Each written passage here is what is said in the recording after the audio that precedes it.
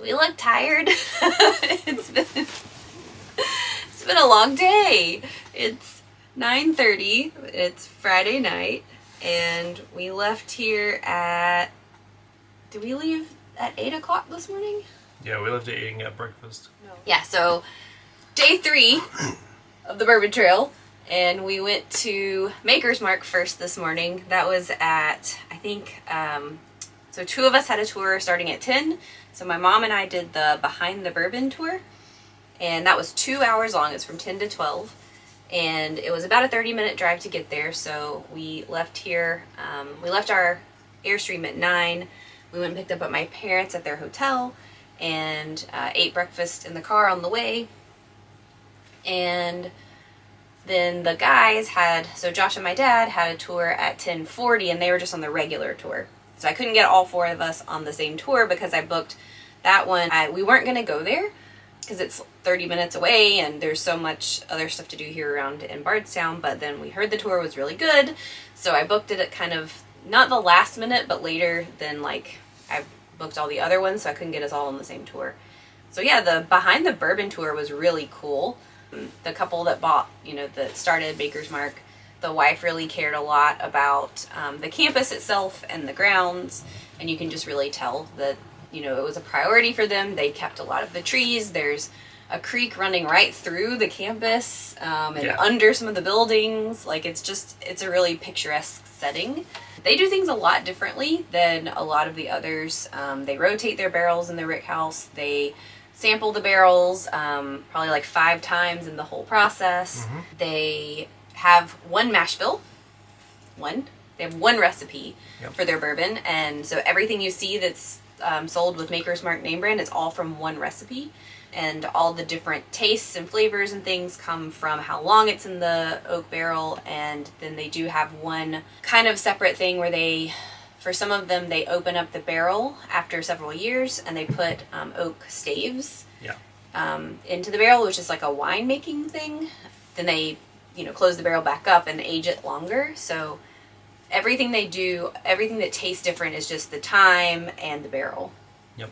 Which is kind of cool that you can taste all these different products and they're all the same percentage of corn, percentage of rye, percentage of barley, but there's so many different tastes and flavors among that entire line. So that was really cool. Definitely worth doing. I can't say I've ever had Maker's Mark before today. I don't think so. But it was really good, and like they have one recipe because they know what they're doing. So yeah, A plus experience. Josh and Dad had time, so our tour went actually over. So it was 2 hours and it went over. Yeah. But they normally end you in the gift shop and you get the chance to pick your own bottle. They have all different sized bottles, you can pick from all the different products, and then you get to go and actually do your own wax dip. The Maker's Mark red wax seal with the drips, they let you go and do your own. So Josh and Dad both picked a bottle and did their own because why not, right? Yeah. Sure, I'm sure it's like $20 more than buying a bottle off the shelf, but you got to do it, so that was fun. I honestly think it was the same price. Like, you just bought the bottle and you get to do the waxing for free, so. Well, I mean, we know they're marked up at the gift shop. Yeah. From like your normal liquor store, but yeah, it was cool. So our second tour today was at Willett, which is a little closer to where we are now in Bardstown. Wait. This tour with Mary at, where were we? Willett? Yeah. How did you guys like Willett? I liked Willett. I thought it was informative, and Mary was a lot of fun. Definitely. It was fun. I enjoyed it. How many bourbons did we try, for goodness sakes? We had the option to try 10 different bourbons. Right. But you had to pick between some. Yeah, you did. You only got like 5 or 6. But yeah. So come here with at least 3 people. Yeah. Yes, and everybody gets something different, and then you can share. Right. Yeah. Right. Yeah. It was really cool, and they don't make you wait to the end to drink the bourbons. Yes, you drink as you go. That was cool. As you go, which I've never had that anywhere except the guy in the winery.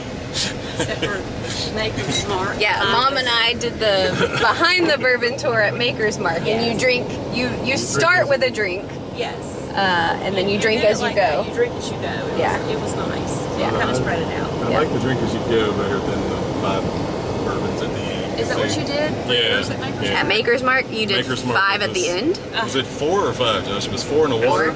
Yeah, 4 in the water. 4 in the water. Okay, you have to do the behind the scenes. Yeah, behind the bourbon at Maker's Mark was really cool. Yeah. So, I mean, it was good. He explained them all, and he went through them very, deliberately, and talked about all of them and what the differences and stuff were. But it was just too close together, really. Could have used a little walk between 2 and 3. Yeah. For sure. But it was good. Enjoyed it. Willett was enjoyable. She had a lot of energy until she got hot. Yeah, then she's like, can we just go to the air conditioning and finish this? Yeah, I think our tour guide was about to have a heat stroke. Yes.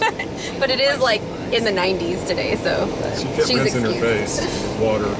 Let's see, what was different about them? You drink as you go.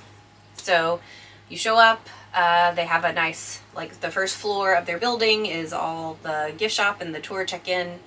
The upstairs is a restaurant and bar. And then you leave from the back porch and you go around the campus, in and out, like inside and outside. It wasn't all in like air conditioning, which was unfortunate because it was very, very hot today. She did a really good job though of like, we would go in somewhere that was warm and then she would say like, okay, let's go back out to the breeze and the shade and we'll talk, out there. But Willett was cool. I'm trying to think like what was kind of unique about them. Lots of tastings on that one, and you tasted kind of everywhere you went, which was nice. And then our last tour today was Lux Row, which is another one that's here close in Bardstown. I thought the tour was good. Nothing really stood out as kind of like special about it. It's also a newer one. Yeah, I mean the facility was nice, the grounds were nice. Nothing special, I would say. They had a lot of different, like, smaller brands that they kind of bottle for, but it was nothing that I, like, really recognized. Yeah. So they start you out with, like, a video, which kind of talks about the 4 different brands, and then you go and you kind of see the production and stuff, but, again, like, the temperature was so hot, we were up to, like, 105, feels like. Yeah. And so we weren't able to go up, like, into the top of the production area where you could see, like, into the fermenting tanks and stuff because it was just too hot because fermentation causes additional heat and carbon dioxide, so they said it wasn't safe to go up there, so we didn't get to see that part, which I think normally you would. Kind of on my tours, like it's been kind of my favorite part is like to see the mash like bubbling, like you see like because there was one place, so today at Maker's Mark, on our behind the bourbon tour, we could see they had like a bunch of they had mash that had been going for different amounts of time. Mm-hmm. And we could literally see like this one has been going for 1 day, this one's been going for 2 days, this one's been going for 3 days. And you could see like day 1 was like a rolling, it looked like it was boiling, like just a rolling bubble. And I had not seen one that active before because usually like you see it at like the 2 or 3 day stage. And then they had another one that was 2 day and it was like a little bit slower but still pretty active. And the 3rd day just looks like cornbread. It looks like the biggest thing of cornbread you've ever seen. Boiling cornbread? No, it wasn't bubbling at all. So it's like completely stopped bubbling because it's eaten all the yeast. Yeah. The yeast is eating all the sugars. Yeah, so I was sad that we didn't get to see at either Lux Row or Willett. We didn't get to see the fermentation because it was just too hot. Yeah. They said it was kind of a heat issue with like all the tours going through, but they also said that it was producing a lot more CO2, which was kind of like hazardous for people to be breathing. Yeah, because usually they have like fans or vents or something, but they just can't keep up with the heat when it's this hot out. Right. So, one thing I did like about Lux Row is we did get to taste directly from the barrel. Yeah. It was very strong. It was, that's what barrel strength, if you see that on the... 120... It was 128 proof. It was insane. It was hot. It was very hot. And they didn't have... so a lot of times when you taste stuff like that, they have water for you to add to it. They didn't have any water in that whole... Like, not even just water for you to drink. So we weren't able to, like, proof it down and really taste the flavors, which was disappointing. But it's always cool when you get to taste out of a barrel. And we actually got to thieve it ourselves. So the barrel thief, the long tube, like a straw, and we actually got to go and like do it ourselves and put it in the cup, which was fun. They also have a bourbon cream, so you normally don't get to taste that on the tour, but we had our tour guide let us taste the bourbon cream, which was probably the best thing I tried. Yeah. At Lux Row. Not that their other stuff isn't good, it wasn't my thing. Everything was just okay. Yeah, they do a lot of very high proof. So like 113, I think 2 or 3 of the things we tasted were 113 proof, and that's just I just don't like the higher proof stuff. I'm just not there yet, I guess. So yeah, a lot of their stuff just wasn't my thing. But it was a good tour, and we did have chocolate. We had 3 different chocolates with our tasting, so that was fun. But we were the last tour of the day, and I'm starting to see a trend that if you're the last tour of the day, sometimes you get a little bit of a faster tour or a little less explanation. So. I think it was also the heat too. Like it's so hot in the like the warehouse and the distilling area that they're just like, okay, let's talk about this somewhere else. Yeah. Well, I'm just saying, like, we had a chocolate that was like a caramel and it was really chewy, and he was like, okay, eat the chocolate. Okay, now taste. And I was like, he was moving on to the second tasting and I was still chewing my chocolate. I was like, wait. Like, he was going really fast, but I think it's because it was the end of the day and they're just ready to go home. But yeah, so I think today was fun. It was long, but we got some good places, and I got more stamps in my passport, so that was fun. You missed one. What? Oh yeah, I didn't get the stamp at Maker's Mark. I left the passport. So you get like if you want, you can buy for like 10 or 15 bucks. I bought mine ahead of time online. You can get the Bourbon Trail passport, and it has like the 25 distilleries that are officially on the Bourbon Trail. I've been getting that stamped everywhere we go, and usually you get like something little from, like, they give you something because you've gotten the passport and got the stamp. So like some places they give you a little lapel pin, and some places they give you a sticker, and so like we've gotten some neat little trinkets. And I left it in the car today when we went to Maker's Mark, and the parking lot and the gift shop where you end, it's really, really far. It's so far they have a shuttle, and I wasn't gonna like take the shuttle back to the car, go back to the thing, and then take the shuttle back again. So we'll have to get the stamp next time. Let's see. Tomorrow, we have 3 more tomorrow. So it's Friday, we have 3 on Saturday and 2 on Sunday before we head back on before we head home on Monday. Yeah, it's been fun. It was fun to have my parents along. I'm glad they're here. They were here today, and then they're going to be here for the distilleries tomorrow and on Sunday. So you'll see them pop up in the videos probably. Now I'm going to go eat my bourbon ball from the kitchen table that I've been saving for 2 days and go to sleep.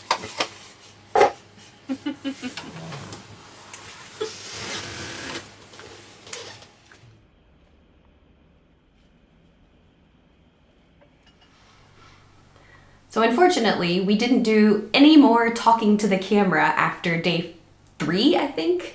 So we were here in our house in Charleston to tell you about the rest of our trip.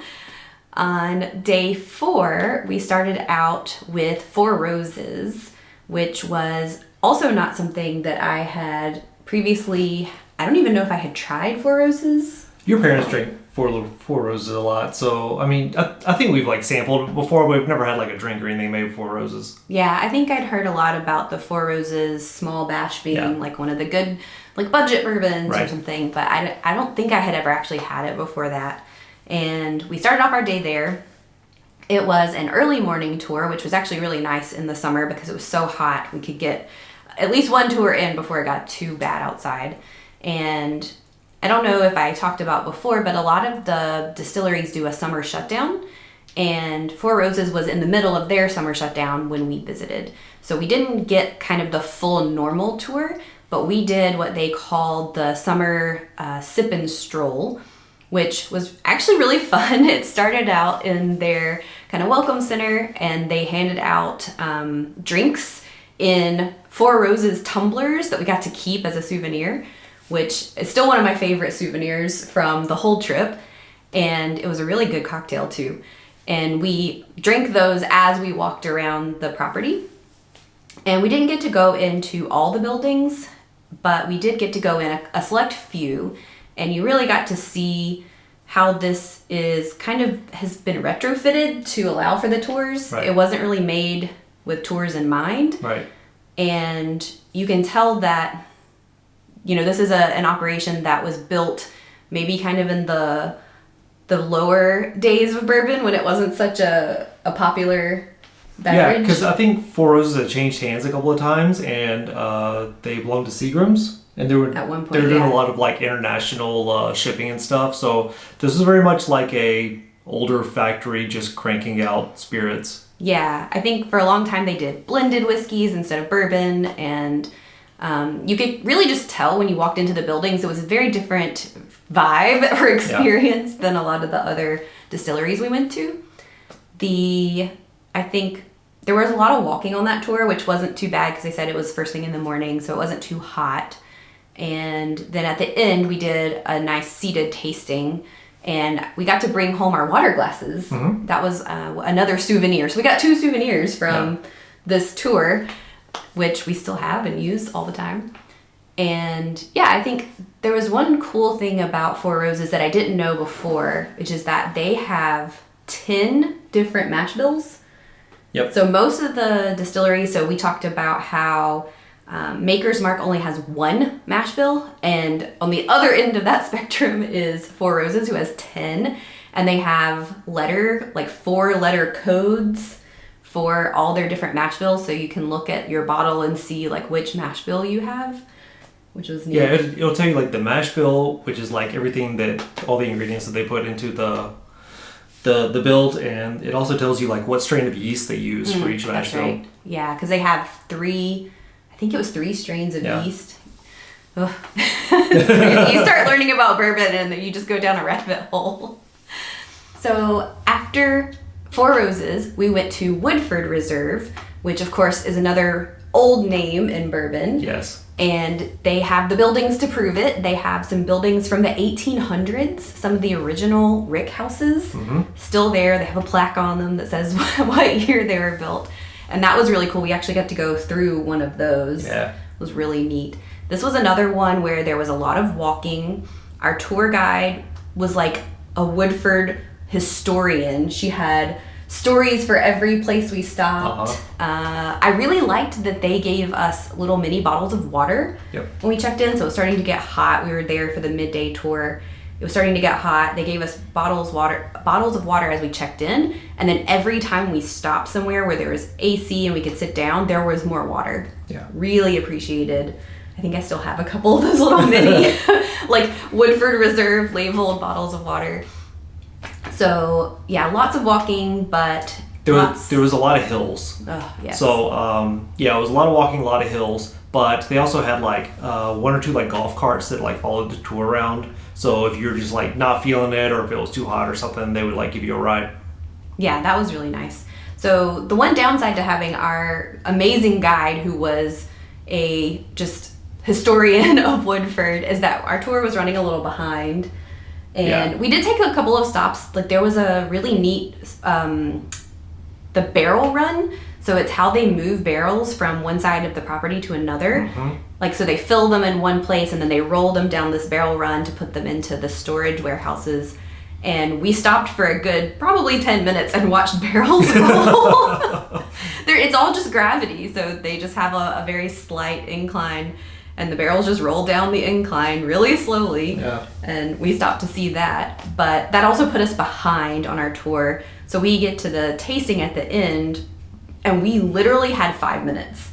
Yeah, it was pretty rushed. Yeah, there was another group behind us waiting for us to get out of the tasting room.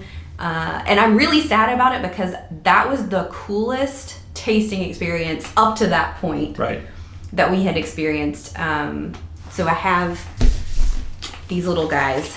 So each of the tasting were covered with these little coasters, and on the back side of the coaster there are tasting notes for each of the things you're tasting. So there's a different one for the regular Woodford Reserve, the Woodford Rye, and then the Double Oaked, which is still my favorite. And it has all of the tasting notes, but we really just didn't have time because I think we had 5 minutes. There were 3 or 4 bourbons. There were a couple of chocolates, and we just blazed through it. And so I wish that we had a little longer to go through the tasting kind of in the normal speed. These are really cool because like not only do they show you like what what's going to be in the tasting notes and everything, but it shows you like kind of like the ratio of what you're going to taste. So like obviously the double barrel has the double oaked has a lot of honey and let's see, cherries and cinnamon and all kinds of good stuff. Yeah.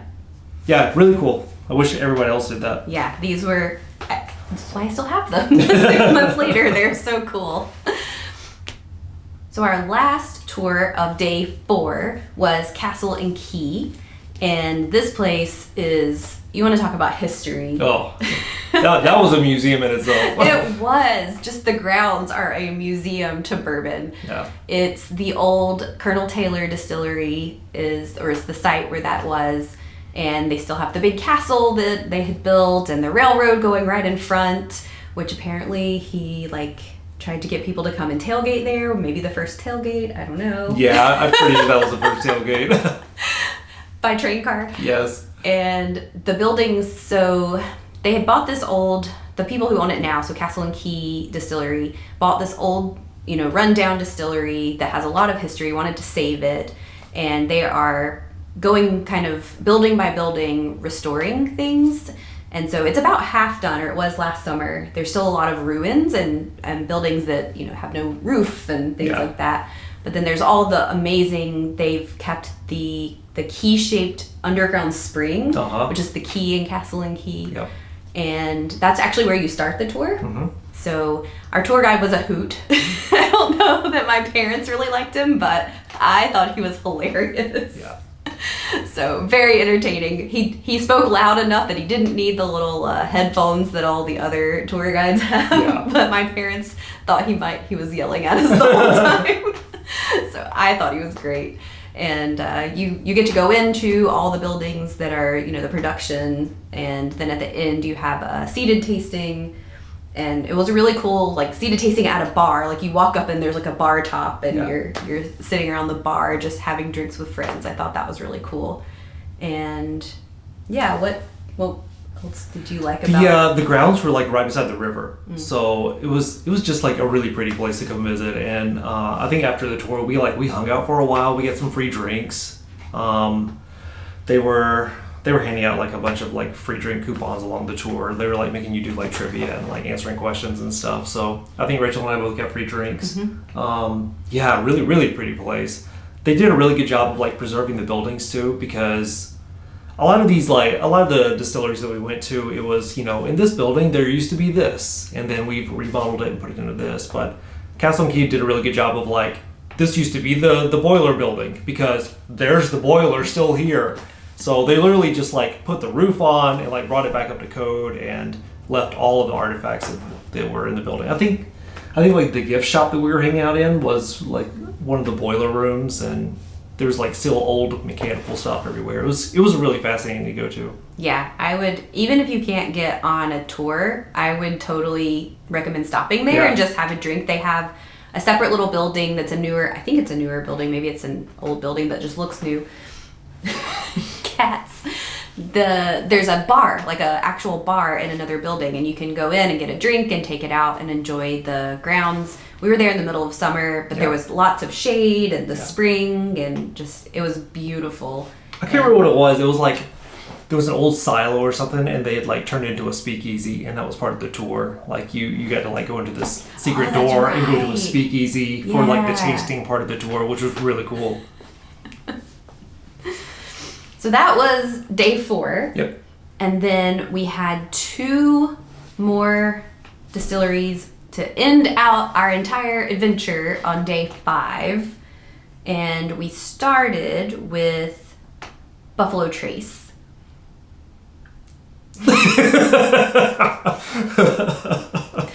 So we were staying in Bardstown, and so it was a little bit of a drive. I think maybe an hour to get over to where the distillery is I think it's in Frankfurt.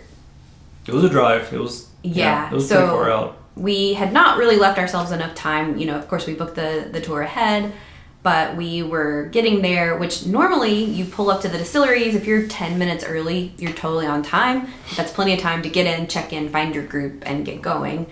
But at Buffalo Trace, you probably need to be there an hour before your tour, because the line starts in the parking lot. So this is like trying to get into Disney World and park. And then, of course, you're not right where your tour starts. You've got to get to this building that's sole purpose is to house a queue to check in. Yeah. And you realize that you were there with hundreds of other people who were also trying to check in for the multiple tours that they have operating per hour. Right. And so we actually didn't leave enough time. We had to tell the people at the entrance that our tour was starting in a few minutes. So they let us like jump ahead and skip the line and check in. They had these really neat little like RFID wristbands. That was the first time I had seen those. But then also you scanned them a couple of times along the way. And then we got onto our tour right away and we got started. It was hot already, even though this was a morning tour. And pretty much the name of the game was waiting in line all day. Yeah. Like so the whole tour. Just kind of to set the scene, you don't need a reservation, right? You do, but it's free. Okay, so the tour is free, and there is no age limit for the tour. So there was a lot of kids there, and a lot of like family outings. So I think that was something that kind of set that apart from the other distilleries that we visited. Yeah, and I think there may have been kids allowed at some of the other distilleries, but our tour guide in particular actually like kind of catered to the kids. Yeah. Which I was like, okay, like I'm fine that there are kids here. Kids exist. They're allowed to be in places. Right. But I don't know that we need to like tailor the tour to the two children on the tour. Yeah. But yeah, we, everywhere we went, we were catching up with the group in front of us and we were having to stand outside and wait until they were done with the space. Yep. But it's also, it's a really cool distillery. There's, again, a lot of history, a lot of old buildings. You get to go in and see. They do a good job explaining how, the bourbon is made and the process. And of course, they have purchased a lot of the big brands. Right. Including, I think, Colonel Taylor. Yeah, Colonel Taylor. Which they didn't make it, but they bought it. Blanton was the other one. Blanton's, yeah. So they have a lot of the big names, which draws a lot of people in.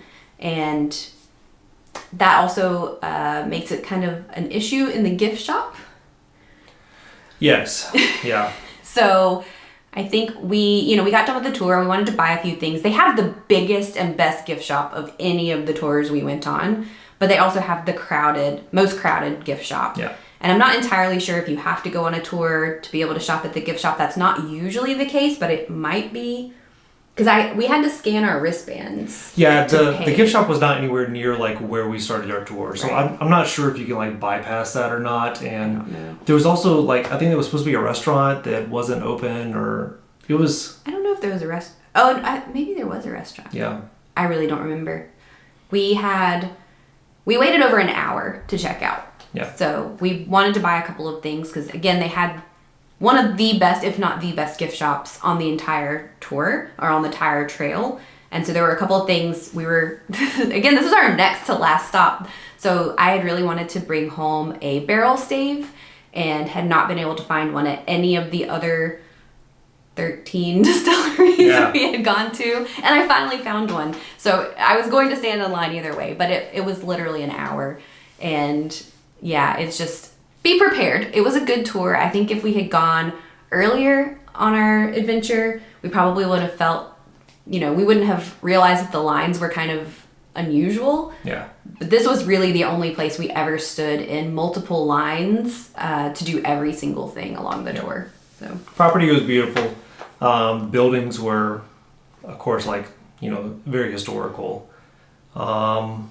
They have a huge, whole brand new floor of, classrooms for the tastings. Yeah. Because they have really cool. so many tours going on at one time. Yeah. I think they have, 10 tasting rooms. And so you go, up and then into these gorgeous tasting rooms, which was really fun. I think they had root beer. Mm-hmm. Yep. Which was another thing we stood in line to buy because I wanted some root beer. Yeah. Beautiful place. Yeah. Very crowded. Just put your patient hat on before you go on that tour. Or maybe don't go in the middle of summer. I don't know. So our very, very last tour of the entire 5 days, 15 distilleries was Bulleit. Yeah, Bulleit. I was excited about this one. Bulleit was something we drink at home. Probably drink a lot more of before the Bourbon Trail than now. But yeah, so it was kind of cool because we started our kind of official like real tours at Stitzel-Weller, and then we ended at Bulleit, and they're owned by the same parent company. So that was cool. I think they had told us at Stitzel-Weller about the huge column still that got like the old one that was the tallest in the world or something, and it got separated into 3 parts. And Stitzel-Weller has one of the original parts, and Bulleit has one of the original parts. So we kind of started and ended with that like column still, which was neat. But they have a brand new, basically, facility, but it was a little different than, so like Lux Row is brand new. Bardstown Bourbon Company is new, but it didn't really feel like those. It's out kind of in the country. Right. You go to this like really cool building to check in, and they take you on a bus to like the distillery area where the industrial buildings are. But you go in and they have like these sort of educational stations set up. Yeah, and it was very hands-on too. Like they had like their mash bill, like the ingredients of the mash bill was laid out, so you could like pick it up and smell it and like feel it, and you could like literally touch the corn and the corn meal, and a lot of like the mechanical machines were cut open, so you could like see what the inside looked like, and like we saw the inside of like a still, and it was really cool. Yeah, and then you couldn't go into like the production area. So, you know, at a lot of the others, we could go and walk around the mash tanks and all of that, and that was all kind of glassed off. But you could see it. We stood there and talked about it, but we couldn't like, actually go up to it. Yeah. So that one was awesome. We actually sat around. I think we weren't ready for the trip to be over, and they had a nice fireplace, and we sat inside. They had a little bar at the end of the tour where you could grab drinks, and we sat in the gift shop area and had a couple of drinks and kind of wrapped up our tours. Yeah. Oh, the tasting there. They did something different that nobody else did on our entire tasting. So at the end, we come back to the main building. That's where the tasting was. It was seated, and they had little like canisters for you to smell. Oh yeah, the sensory stuff. Each. Yeah. And then they had like different sounds playing. Yeah. Okay, so like before the tasting even started, they dimmed the lights. Oh yeah. And then with each drink that you sampled, they had like an associated smell to go with it. So they're like, try this and see what tasting notes you get out of it, and now like smell these coffee beans and like see if the coffee beans kind of bring out more flavors or aromas or something from the drink. That was really cool. Yeah, they had one that was like the cloves and like allspice, and like they were in these little metal tins and you could smell through them. Yep. That was really cool. That was a really neat tasting idea, and it was funny that we had not encountered that at all in 15 tastings. It's like when you sit down and drink bourbon, people are always like, oh yeah, I smell, cherries or, cloves or something like that. And it's like, it's kind of hard for like the average person to just like rattle off those senses. But like if you have something to just spark that idea, like, oh yeah, I have a clove here that I can smell. Now I can pick it up in the bourbon. So it was nice to have that spark. Yep. So that was it. That was all 15 bourbon distilleries. And in the next part, we're going to talk about like logistics. How did I plan all of this? How far in advance do you need to do this? What are some options for campgrounds? So stay tuned for part 3 of our Bourbon Trail adventure. And then we're going to rate every single bourbon that we tried. Part 4. That's going to be the fun one.